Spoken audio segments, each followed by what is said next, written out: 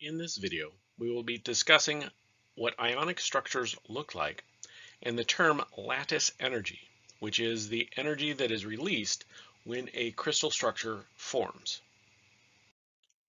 When an ionic compound, which again is a molecule that contains one or more ionic bonds, so when an ionic compound forms, there is extra energy that is released that comes from the formation of the structure in which each one of the cations, those are the positively charged ions, is surrounded by an anion, those are the negatively charged ions, and vice versa.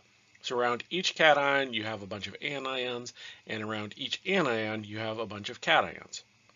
The structure of these repeating cation-anion pairs is called the crystal lattice. The reason it is lattice is because it's a repeating structure, and the term for that is lattice. The crystal lattice itself is held together by electrostatic interactions, Coulomb attraction forces, between the cations and their surrounding anions. So this Coulombic interaction, or electrostatic attraction, is the pull or the attraction between the positive cations and the negative anions, attracting each other towards each other. Electrostatic attractions is a non-directional force. It radiates out in all directions. Therefore, there is no ionic molecule. Each one of the cations is attracted to all of the anions around it. It's not a one-to-one attraction, it's a one to everything around it. The chemical formula for ionic compounds, therefore, is the empirical formula, which is the simplest whole number ratio of ions based on charge balance. So it is the ratio of how many cations you have to the number of anions. So in the case of like sodium chloride and ACl, it is for every sodium and A, you have one Cl ion, and they are attracted to each other. The formation of the crystal lattice maximizes the attraction between the cations and anions, leading to the most stable arrangement. Because the cations and anions form this regular repeating pattern, these repeating patterns are such that you can get the maximum number of anions surrounding the particular cation and the maximum number of cations surrounding the anions. They are very rigid repeating patterns that maximize the attraction between the cations and anions. So you may be wondering, how do we actually get to these crystal structures? If we look back at our periodic trends, any atom's ionization energy is going to be endothermic. This is, you take your atom in the gas phase and remove one or more electrons. So in the case of sodium, it would go from sodium to sodium plus, removing the first electron. This would be the first ionization energy.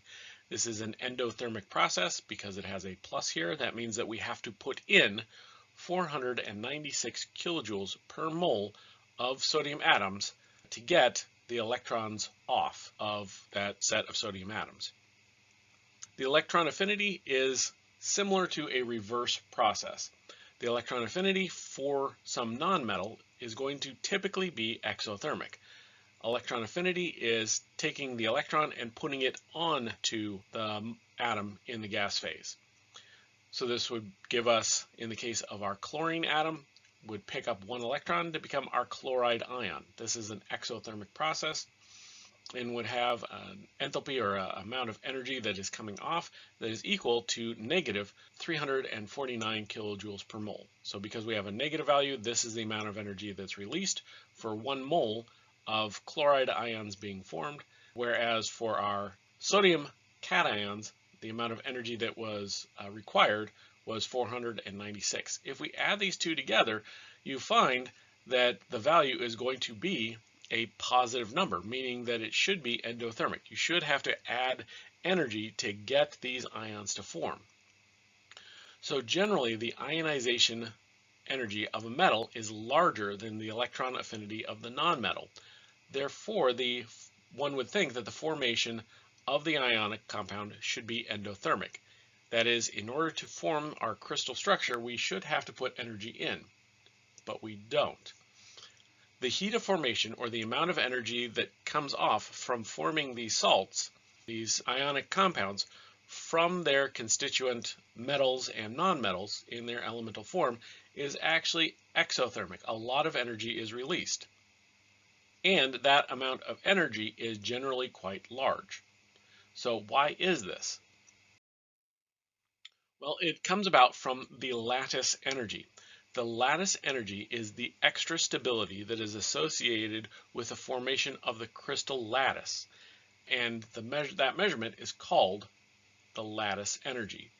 So if we have our atoms, our cations and anions in the gas phase, when they come closer together to form our crystal lattice structure, energy is released.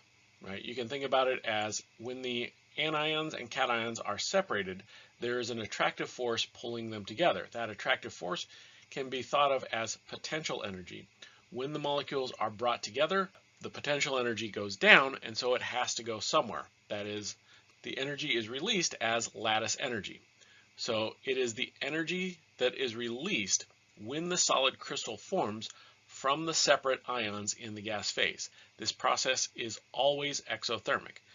The reason that it is always exothermic is because when you have oppositely charged ions in the gas phase, there is an attractive force bringing them together. That is a form of potential energy. When they come closer together, that potential energy goes away, needs to be converted into kinetic energy. That kinetic energy comes off as an exothermic process. Heat is being released. So you will always have exothermic energy coming off values for the lattice energy. The lattice energy itself cannot generally be measured directly, but instead is calculated from the knowledge of other processes. It depends directly on the size of the charges, whether they are +1, +2, -1, -2, +3, -3, the magnitude of the charge, and it is inversely dependent on the distance between the ions. So if you have things that are higher in the periodic table, they tend to be smaller, and things that are closer towards the middle of the periodic table tend to pick up greater positive and negative charges.